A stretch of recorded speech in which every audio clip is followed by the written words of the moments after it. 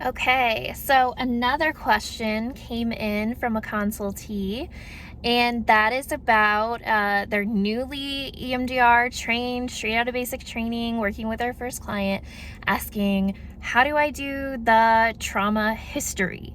So they've already done the safe or peaceful place and the breathing exercises and container, and now they want to get a more extensive trauma history.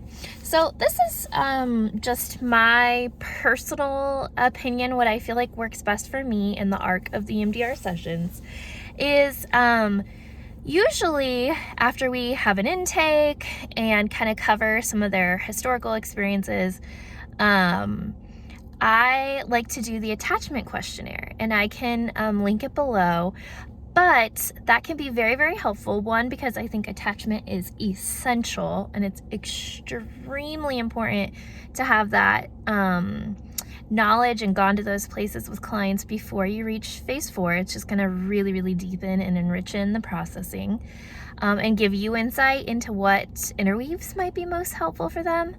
And then usually during the attachment questionnaire, you will get the majority of the trauma history then, especially, clearly, like the early life stuff will definitely come up.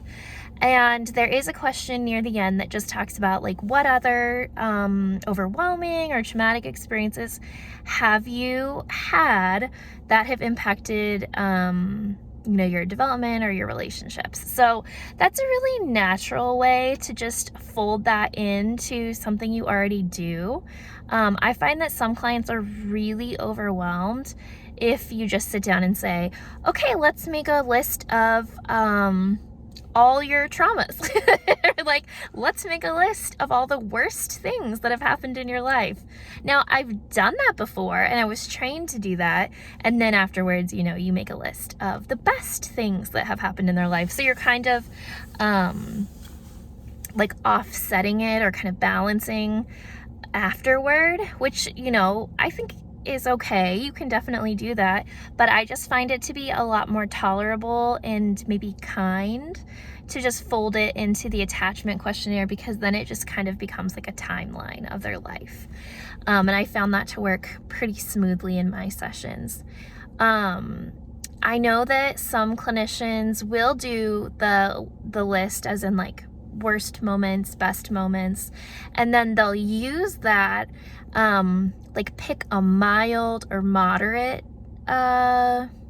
target just to practice the container. So they'll kind of, as they're making the list, something that doesn't really bother them that much, but it's still alive to some degree. Maybe the SUD is like a 3 or 4, and then they'll practice like, okay, let's open it up, notice how that feels, store it away in the container, and then they practice what it's like to experience the 3 or 4 and then get distance from it by using the container. So that's also another helpful way that you can just like build in more resourcing into that session, instead of just saying like, tell me all the worst things that have ever happened to you, and then it's just kind of a downer.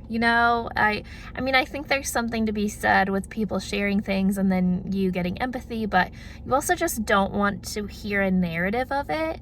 You just want to like do a high level naming of different targets. And I do like to get the SUD and just hear from the client some of that strategizing in terms of like which targets are the highest priority to them, like what are their goals for therapy. And then I often tell people like it's helpful to pick something that has a mild to moderate SUD to start with, so they can understand and get a feel for like what EMDR processing is like.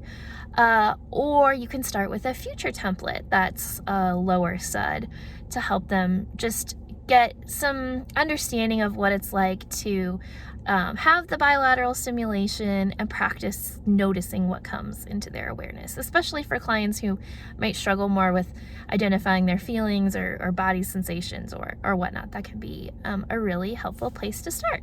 So I hope that helps.